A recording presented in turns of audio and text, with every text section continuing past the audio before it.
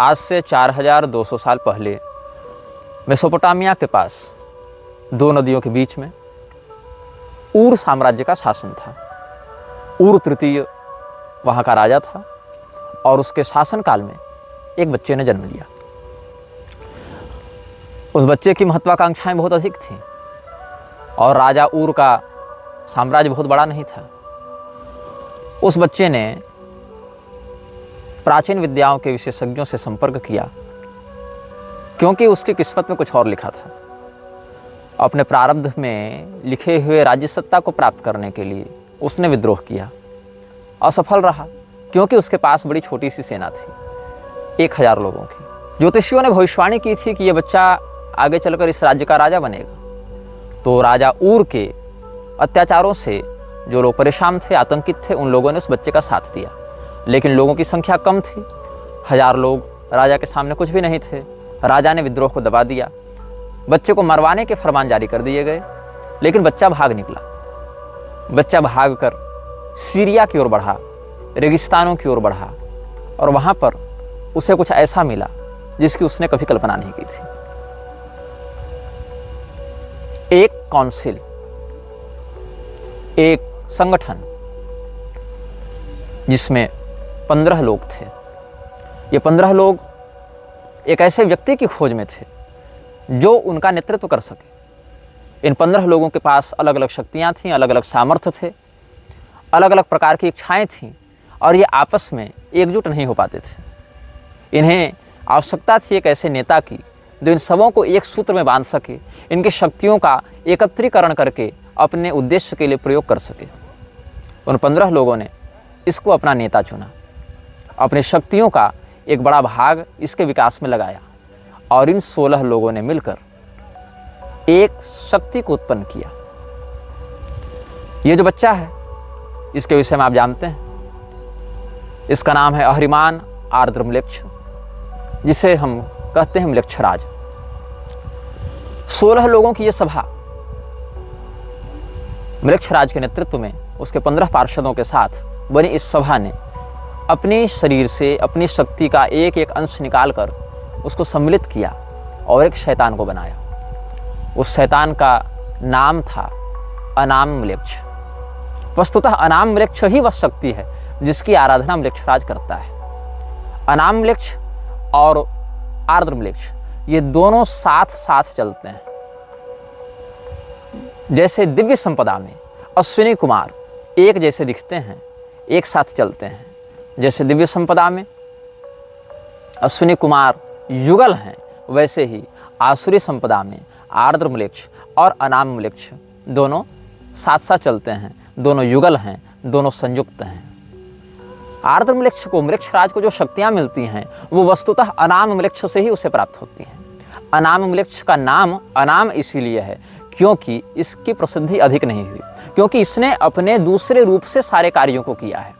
ये कभी सामने आया नहीं, कभी इसने सीधा हस्तक्षेप नहीं किया। ये वो राजा है जो अभी तक अपने चेहरे को सार्वजनिक नहीं करना चाहता। ये समस्त कार्यों को करने के लिए आर्द्र म्लेच्छ का आश्रय लेता है। तो वस्तुतः म्लेच्छराज मतलब जो आर्द्र म्लेच्छ है वो राजा तो अवश्य है, लेकिन वो राजा स्वतंत्र नहीं है। उस राजा की इच्छाएं स्वतंत्र नहीं हैं। उस राजा को अगर कुछ करना है तो उसको अनाम म्लेच्छ से सहमति और अनुमति लेनी पड़ेगी। एक तरीके से कहें तो एक ही शरीर में रहने वाली ये दो शक्तियां हैं। आर्द्र म्लेच्छ का शरीर और उसके अंदर जो नियंत्रण है वो अनाम म्लेच्छ का है।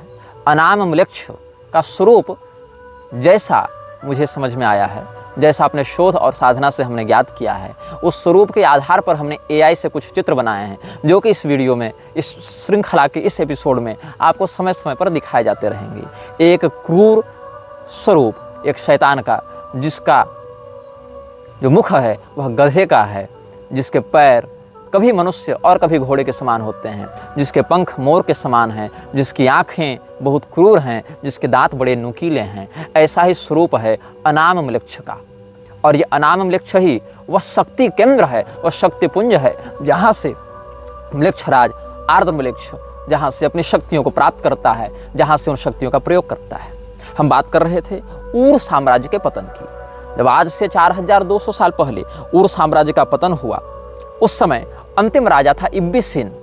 इब्बिसिन के अत्याचारों के कारण जब विद्रोह हुआ, उस समय पहली बार तो विद्रोह कुचल दिया गया, लेकिन दूसरी बार अपनी शैतानी शक्तियों के साथ आर्द्रमलेक्ष के नेतृत्व में जब विद्रोह किया तो इब्बिसिन हार गया और वहीं पर असुर साम्राज्य की नींव पड़ी। असुर साम्राज्य की नींव जब पड़ी, उसका नाम पड़ा गया असीरिया। असीरिया और सीरिया दोनों अलग अलग हैं, लेकिन नाम का जो स्रोत है वो समान है। ईसा पूर्व 26-25 शताब्दी तक विश्व का दूसरा बड़ा साम्राज्य था ऊर साम्राज्य। भारतीय सत्ता के संयुक्त प्रभाव के अतिरिक्त अगर विश्व में किसी की बात मानी जाती थी, वह था ऊर साम्राज्य।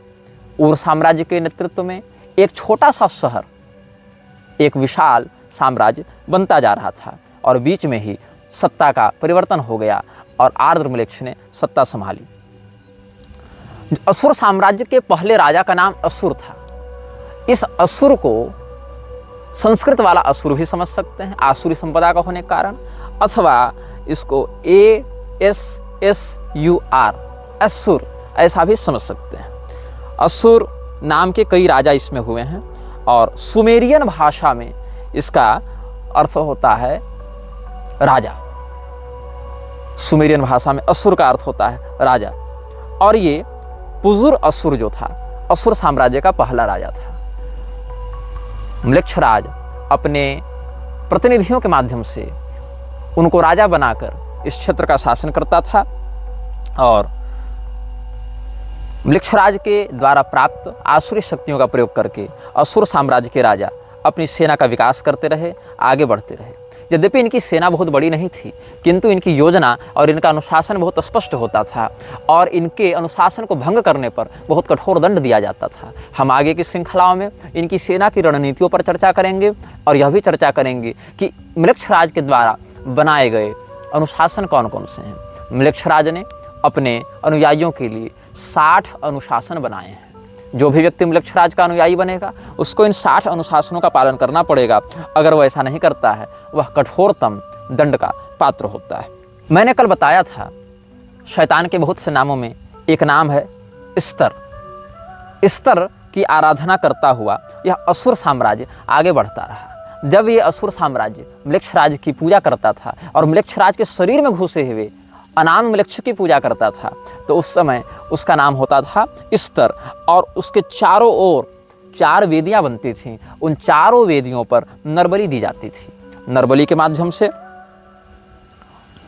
मनुष्य के बच्चे के खून के माध्यम से, अच्छा ये नरबलि जो है वो कोई सामान्य व्यक्ति की नहीं दी जाती थी, छोटे छोटे बच्चों की नरबलि दी जाती थी। और उन नरबलियों के माध्यम से राजा हैं अपनी शक्तियों को प्राप्त करते थे। और कई बार उन नरबलियों को देने के लिए किसी शस्त्र का प्रयोग नहीं किया जाता था। नरबलियाँ दी कैसे जाती थी? उन चारों वेदियों के ऊपर हवन कुंड की स्थापना की जाती थी और अपने पहले बच्चे को असुर साम्राज्य का राजा उस आर्द्रमलेच्छ के नाम से या अनामम्लेच्छ के नाम से उसी जलती हुई हवन कुंड में डाल देता था। मतलब असुर साम्राज्य के राजा का जो पहला बच्चा होगा, उस पहले बच्चे पर अधिकार अनामम्लेच्छ का होगा और उसको देने के लिए उस बच्चे को हवन कुंड में डाला जाएगा। आप इस घटना से एक और बात सीख सकते हैं।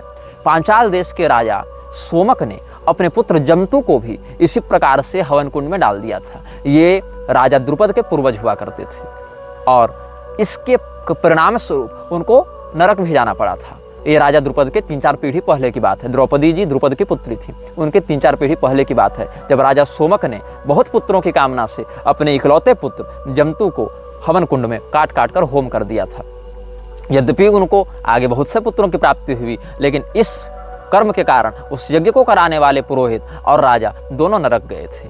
यहाँ पर भी कुछ ऐसी बातें देखने को मिली जहाँ पर आसुरी तत्व के उपासक ये असुर साम्राज्य के राजागण अपने पहले बच्चे को स्तर की मूर्ति के चारों ओर बने हुए 4 हवन कुंडों में, किसी भी एक हवन कुंड में, हवन कुंड तो 4 होते थे, उसमें वो बलिदान करने के लिए जलती हुई अग्नि में झोंक देते थे और आर्द्रमलेच्छ और अनामम्लेच्छ को तृप्त करते थे। तो वस्तुतः जो 15 पार्षद हैं वो इसको काउंसलर मानते हैं, जो काउंसिल का शासक है। काउंसलर कौन है? आर्द्रमलेच्छ। और चांसलर कौन है?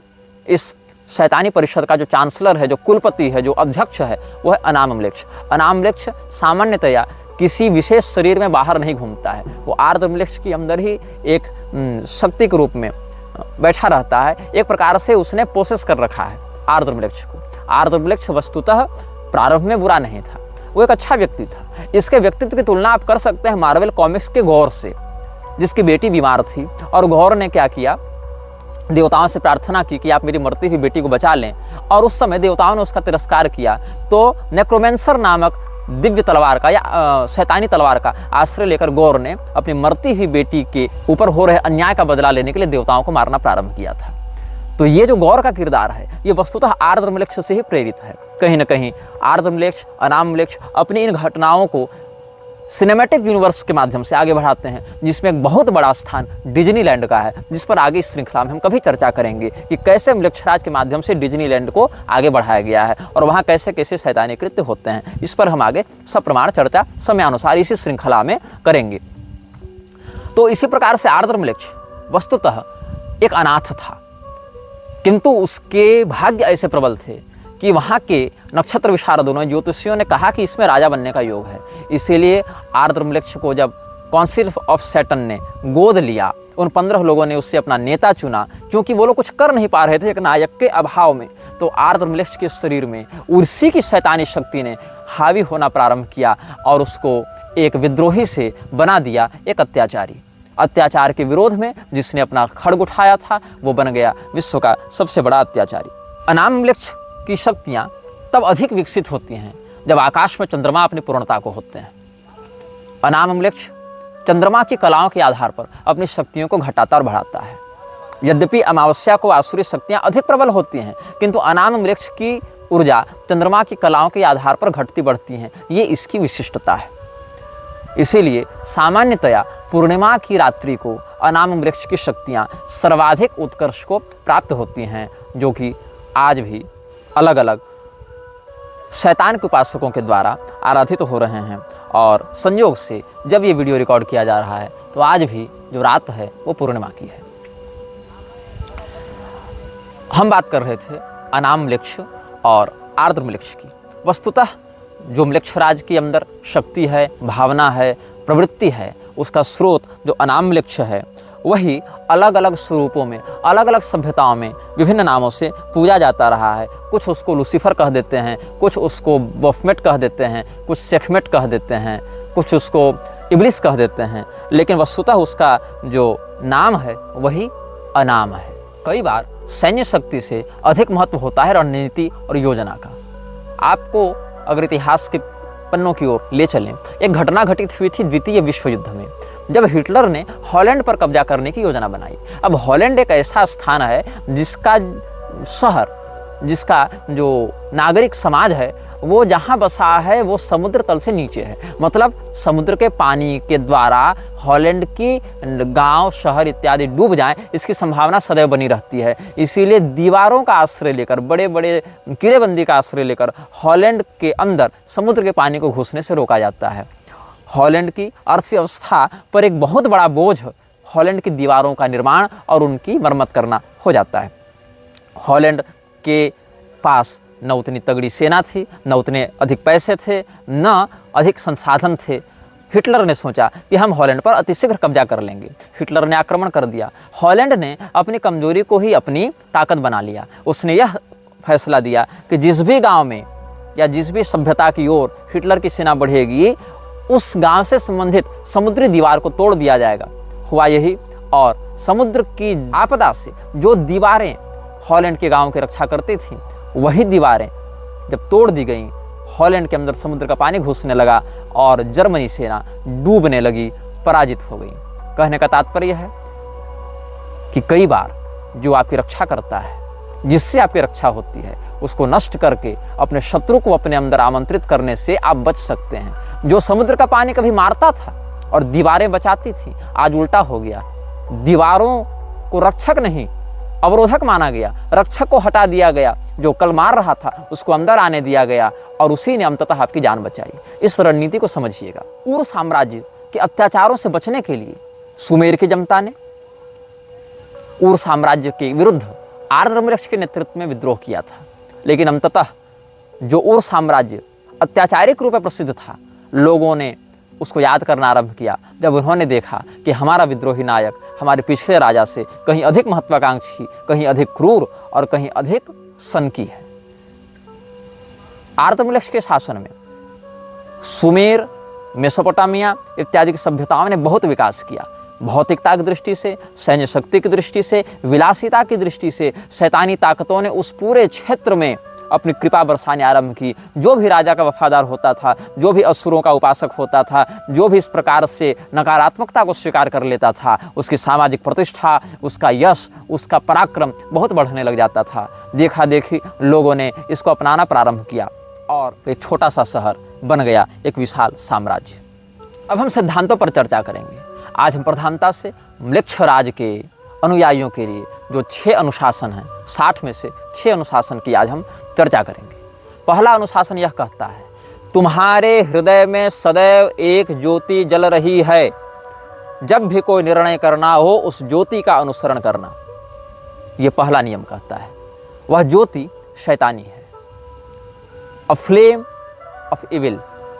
आपको अगर लॉर्ड ऑफ रिंग्स की घटना याद होंगी, वहाँ एक आँख थी, सैरोन की आँख, जो दहकती रहती थी।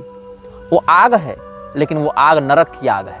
वो ज्योति जो तुम्हारे हृदय में जल रही है, अगर तुम उसे स्वीकार करते हो तो ये अध्यात्म की ज्योति नहीं है, ये आत्मा की स्वयं प्रकाश ज्योति नहीं है, ये अनाम वृक्ष की ज्योति है। इसीलिए म्लेच्छराज के सभी अनुयायियों को अपने हृदय में उस ज्योति की स्थापना करनी होती है, जो आंतरिक रूप से उनका मार्गदर्शन करती है, उनके हृदय में वैसी प्रेरणाएं डालती हैं, उनके हृदय में वैसी भावनाएं डालती हैं कि बिना किसी संपर्क के केवल मानसिक परिचय और मानसिक संकेत और तरंगों के माध्यम से अपने गुलामों को अनुशासित किया जा सके, उनको नियंत्रित किया जा सके। तो म्लेच्छराज के अनुयायी सबसे पहले यह प्रतिज्ञा लेते हैं कि हमारे हृदय में अनाम वृक्ष की ज्योति सदैव जलती रहे।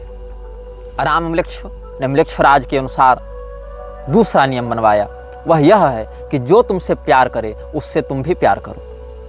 अब ये सब ऐसे नियम हैं जिनको सुनने पर लगता है कि एक आदर्श समाज की परिकल्पना की जा रही है, और इन नियमों को ऐसी शब्दावली में, ऐसी परिभाषा में आगे व्यक्त किया गया है कि लोगों की बड़ी आकर्षक लगती हैं। लोगों को लगता है ये तो बिल्कुल सच्चा मार्ग है, इसमें क्या बुराई है, इसमें क्या शैतानियत है, इसमें क्या नकारात्मकता है।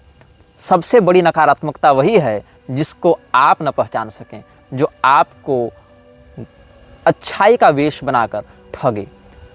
अनाम वृक्ष ने म्लेच्छराज को कहा कि तुम दूसरा नियम यह बनाओ कि जो तुमसे प्यार करे उससे तुम भी प्यार करो। अब इसमें एक समस्या यह होती है कि भाई कोई हमसे प्रेम कर रहा है तो हमसे घृणा कैसे कर सकते हैं, लेकिन ऐसी बात नहीं है। उसके प्रेम के पीछे क्या उद्देश्य हो सकता है। आप यह बात ध्यान में रखें कि रावण ने जब भगवती सीता का हरण किया था तो बारंबार कहता था कि हे सुंदरी, हम तुमसे प्रेम करते हैं, तुम उस वनवासी राम के पीछे क्यों पड़ी हुई हो, चलो हमारे प्रस्ताव को स्वीकार करो, हम तो मंदोदरी से भी ऊपर तुम्हारा आसन रखेंगे, हमारे हृदय में जो प्रेम है तुम्हारे लिए उसको एक बार स्वीकार कर लो। आप ध्यान दें, आज समाज में जितना व्यभिचार फैल रहा है, जितना लव जिहाद फैल रहा है, जितने तरह के बलात्कार हो रहे हैं, उनके पीछे कहीं न कहीं सिनेमैटिक भावना यह है कि जो तुमसे प्यार करे उससे तुम प्यार करो, प्यार किया तो डरना क्या, हम है राही प्यार के। तो ये जो है, जो तुमसे प्यार करे उससे तुम प्यार करो, इसमें प्यार अंततः जाकर व्यभिचार बन जाता है। एक आदर्श परिकल्पना कि दया सर्वेषु भूतेषु, सभी प्राणियों में दया करो, समस्त प्राणियों से मैत्री करो, मित्रस्य मा चक्षुषा समीक्षामहे।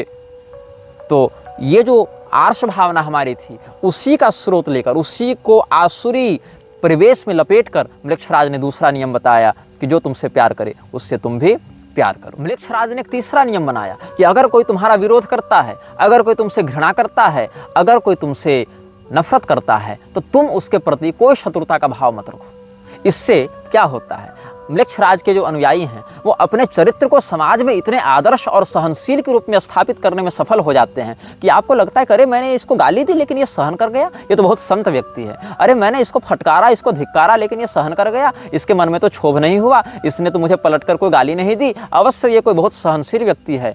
आप ध्यान दें, एक तनु जो कपटी मुनि था, राजा प्रताप भानु के समान ऐसे ही काम क्रोध विजयी बनकर बैठा रहता था। राजा प्रताप भानु को लगा कि इनसे बड़ा सिद्ध, इनसे बड़ा जितेंद्रिय तो कोई दूसरा नहीं है। कालनेमी हनुमान जी के सामने जब राम राम का भजन किया तो हनुमान जी को भी एक क्षण को ऐसा लगा कि ये कोई बहुत सहनशील, कोई जितेंद्रिय संत है। तो जो बातें समाज में आदर्श के रूप में स्थापित हैं, उन्हीं बातों से प्रेरणा लेते हुए म्लेच्छराज ने ऐसे नियम बनाए जो बाहर से देखने से बड़े आदर्श, बड़े दिव्य, बड़े धार्मिक लगते हैं, बड़े सभ्य और शिष्टाचार से युक्त लगते हैं, लेकिन उनके अंदर की भावनाएं बड़ी विकृत होती हैं। इसलिए म्लेच्छराज के जो अनुयायी हैं वो समाज में ऐसी छवि बनाकर चलते हैं कि लोग यह समझें कि वे बड़े सहनशील हैं, बड़े गंभीर हैं, बड़े विवेकी हैं, बड़े प्रबुद्ध हैं, बड़े क्षमाशील हैं, बड़े सुलझे हुए व्यक्तित्व के धनी हैं। म्लेच्छराज के अनुयायियों के लिए चौथी अनिवार्यता यह है कि वो अपने मस्तिष्क को कभी खाली नहीं रख सकते। मतलब उनको सदैव कोई ना कोई योजना बनाती रहनी पड़ेगी। योजनाएं जब तक दिमाग में चलेंगी तब तक म्लेच्छराज को उतनी योजनाएं पता चलती रहेंगी। म्लेच्छराज अकेला व्यक्ति है और एक अकेला व्यक्ति हर प्रकार का चिंतन एक साथ नहीं कर सकता। लेकिन अगर उसको 10 लोग सलाह दे रहे हैं, 50 लोग परामर्श दे रहे हैं, 100 लोग परामर्श दे रहे हैं, तो 50-100 लोगों के विचारों के कारण एक साथ 50-100 विचारों से जुड़ सकता है। इसीलिए पहले नियम के अनुसार जो ज्योति हृदय में स्थापित है, उसी ज्योति के माध्यम से वो तुम पर नजर रखे हुए है। वो शैतानी ज्योति जो हृदय में तुमने संकल्प से स्थापित की है, उसकी गुलामी स्वीकार करके तुम अपने मन में जब योजनाएं बनाते हो, उन्हीं योजनाओं को वो सुनता है, वो समझता है, एक साथ उनको ग्रहण करता है। जैसे इंद्रिय विषयों को ग्रहण करती है, वैसे तुम्हारे हृदय की उस भावना को समझ लेता है, पकड़ लेता है। अगर तुमने एक बार अपना जीवन उसको सौंप दिया तो मानसिक रूप से तुम उससे बंध गए। फिर तुम जो जो योजना बनाओगे वो सारी बातें उसको पता चलती रहेंगी। अगर उसके विरुद्ध कुछ योजना बना रहे हो तो वह भी, और अगर उसके अभियान के लिए कुछ योजना बना रहे हो तो वह भी। इसीलिए म्लेच्छराज के अनुयायियों के लिए चौथी अनिवार्यता इस बात की होती है कि वो सदैव अपने मस्तिष्क में किसी न किसी प्रकार की योजना बनाते रहें, ताकि म्लेच्छराज को उनकी मानसिक स्थिति का सदैव अपडेट मिलता रहे, सदैव अद्यतित सूचना मिलती रहे कि मेरा यह सेवक मेरे विरुद्ध जा रहा है, मेरे अनुकूल जा रहा है, या इसमें किस प्रकार की शैतानी रचनात्मकता हो सकती है। म्लेच्छराज के अनुयायियों के लिए पांचवी अनिवार्यता है वचनबद्धता। अगर म्लेच्छराज का एक अनुयायी किसी दूसरे के प्रति कोई वचन दे देता है तो चाहे भौतिक रूप से उसको क्षति हो, चाहे उसकी इज्जत रहे न रहे, चाहे उसका पैसा रहे न रहे, चाहे उसका परिवार रहे न रहे, चाहे उसके शरीर के अंग भी काट कर अलग कर दिए जाएं, किंतु वह वचन नहीं तोड़ सकता है। वचनबद्धता पांचवा नियम है। म्लेच्छराज के अनुयायी अपने वचन को कभी भंग नहीं कर सकते। सत्य प्रतिज्ञ होना सनातन धर्म में बहुत श्रेष्ठ बात मानी गई है। राजा दशरथ, महाराज हरिश्चंद्र, शिवी इत्यादि राजाओं का बहुत उत्तम चरित्र है सत्यनिष्ठा के लिए। लेकिन इसी अच्छाई को शैतानी परिवेश में परोसते हुए म्लेच्छराज ने कहा कि बी अ मैन और वुमेन ऑफ वर्ड्स। तुम अपने मुख से निकले प्रत्येक शब्द को सत्य करने के लिए, चरितार्थ करने के लिए, बिना किसी विकृति के उस पर निष्ठा बनाए रखने के लिए बाध्य हो। तुम किसी भी परिस्थिति में हमारे प्रति किए गए समझौते को नहीं तोड़ सकते हो। अगर समझौता टूटेगा तो वह शरीर भी नष्ट किया जाएगा जिस शरीर के साथ इस समझौते को लिखा गया था, बांधा गया था। You can't make a pact with demon and you can't deny with it. आप अगर शैतान के साथ कोई समझौता करते हैं, वो समझौता उस शरीर के साथ ही खत्म होता है जिस शरीर के साथ आपने समझौता बनाया था। और अगर आपने यह समझौता अपनी चेतना से जोड़कर बनाया है, तब फिर आपकी पारलौकिक गति भी बाधित होगी। शरीर नष्ट होने के साथ साथ वो समझौता नष्ट नहीं होगा। फिर अगर शारीरिक केवल आपने बनाया है समझौता, तब शरीर नष्ट होगा। अगर समझौता टूटा तो आप मरेंगे। लेकिन अगर आपने अपनी चेतना उसको बेच दी है तो आपको इतना कुछ धन दौलत दे देगा, इतने बड़े स्तर पर पहुंचा देगा वह, कि आपको लगेगा कि विश्व मेरी उंगलियों पर नाच रहा है। लेकिन फिर वह आपकी चेतना को अपना वशीभूत करके, जिस प्रकार से प्रेत सिद्धि इत्यादि करके रख लेते हैं, वैसे ही आपकी ऊर्जा को वह अपना आहार बनाकर आपसे अपनी गुलामी अंतस्थित भाव से भी कराएगा। आपकी पारलौकिक गति में वह व्यवधान उत्पन्न करेगा। जैसे प्रेत की उपासना करने वाले लोग अंत में प्रेत गति को प्राप्त होते हैं, वैसे शैतान के साथ समझौता करने वाले लोग भी शैतान के ही गुलाम बन जाते हैं। म्लेच्छराज का बनाया हुआ छठा नियम पांचवें नियम से जुड़ा हुआ है। पांचवा नियम यह कहता है कि आप कभी भी अपने वचन को नहीं तोड़ सकते। लेकिन छठा नियम यह कहता है कि यदि बात आती है अपने हाउस को बचाने की, हाउस मतलब आपका घर नहीं, हाउस मतलब हाउस ऑफ काउंसिल, जहाँ पर आपकी शैतानी परिषद बैठी है, अगर उसके अस्तित्व की बात आती है तो आप अपने वचन को तोड़ेंगे। आप वहाँ पर कंप्रोमाइज़ करेंगे। आप वहाँ पर स्वयं को एक व्यक्ति मानकर नहीं चल सकते कि मैं एक व्यक्ति हूँ, मैंने वचन दिया। अगर संस्था को बचाने की बात आएगी तो आपको अपने वचन को अगर तोड़ना पड़ेगा, संस्था अगर वचन तोड़ने से बचेगी तो वहाँ पर आप अपने वचन को तोड़ेंगे। कुल मिलाकर बात यह है कि शैतानी परिषद का जो 15 लोग हैं और 16वां जो उनका नेतृत्व करता है आर्द्र म्लेच्छ, जिसके अंदर घुसा है 17वां तत्व अनाम म्लेच्छ, इसीलिए कहते हैं the council of 17 ruled by 2। ये भी शब्द बहुत स्थानों पर जो इस विषय में शोध करते हैं उनको मिलता है। काउंसिल ऑफ 17 रूल्ड बाय 2, 17 लोगों का यह परिषद है जिसमें 2 व्यक्ति शासन करते हैं। दिखते 16 हैं क्योंकि अनाम म्लेच्छ और आर्द्र म्लेच्छ तो एक ही शरीर में रहते हैं, लेकिन हैं वो 2। तो काउंसिल ऑफ 17 रूल्ड बाय 2, तो इस काउंसिल को ही हाउस कहा गया है, यही इनका घर है। आपका घर कहीं बाहर नहीं। जो शैतान के गुलाम हैं, म्लेच्छराज के सेवक हैं, वो इसी काउंसिल के वफादार हैं, इसी घर के परिवार के सदस्य हैं। तो अगर वचन को पूरा करने से परिवार बचता है तो वचन पूरा किया जाएगा, तब आप वचन तोड़ नहीं सकते। और अगर वचन को तोड़ने से परिवार बचेगा तो आप वहाँ पर यह नहीं कर सकते कि हमने वचन दे दिया तो अब हम निभाएंगे, मेरी प्रतिष्ठा की बात है, बिल्कुल नहीं। आप कंप्रोमाइज़ करेंगे। यह 5वें नियम का एक अपवाद 6ठे नियम के रूप में बताया जाता है। आज हमने चर्चा की म्लेच्छराज को शक्ति कहाँ से मिलती है, म्लेच्छराज का जन्म कहाँ हुआ था, म्लेच्छराज के अंदर कौन सी शक्ति काम करती है, म्लेच्छराज बना कैसे। एक असफल साधक जो अपनी महत्वाकांक्षाओं को पूर्ण न कर सका और देवताओं से वैर कर लिया, अपने साथ 15 शैतानी उपासकों को लेकर अपनी ऊर्जा से एक नए शैतानी ऊर्जा को जिसने निर्मित किया और फिर उसी के वशीभूत हो गया, उसी के सम्मोहन में आ गया। अनाम म्लेच्छ के द्वारा नियंत्रित किया जा रहा आर्द्र म्लेच्छ ही हमारे द्वारा यहाँ म्लेच्छराज शब्द से बताया जा रहा है, जिसके विषय में इस संसार की बहुत कम शक्तियाँ जानती हैं और अधिकांश शक्तियाँ जानकर भी मौन रहती हैं। यह वीडियो जल्द ही हटा दिया जा सकता है। कृपया थर्ड पार्टी ऐप्स का उपयोग करके डाउनलोड करें। आप इस वीडियो को अपने चैनल पर फिर से अपलोड भी कर सकते हैं।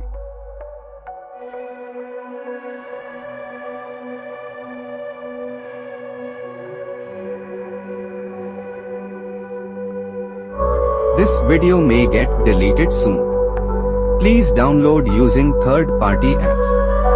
You may also re-upload this video on your channels. Thank you.